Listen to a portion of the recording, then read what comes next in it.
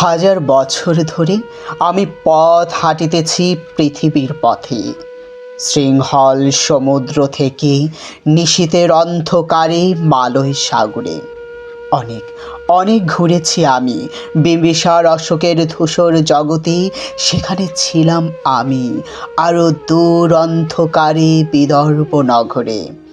আমি আমি ক্লান্ত প্রাণ এক, চারিদিকে জীবনের সমুদ্র সফিন। আমারে দুদণ্ড শান্তি দিয়েছিল নাটোরের বনলতা সেন।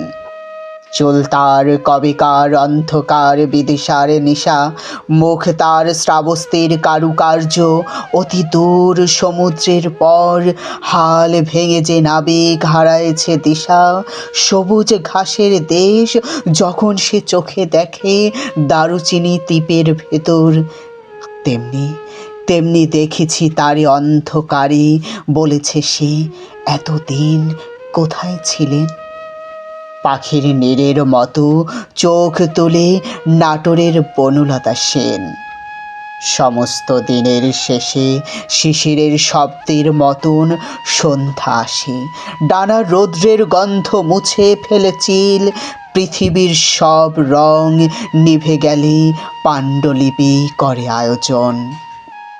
তখন তখন গল্পের তরে জোনাকির রঙে ঝিলমিল। সব পাখি ঘরে আসে, সব নদী ফুরায় জীবনের সব লেনদেন।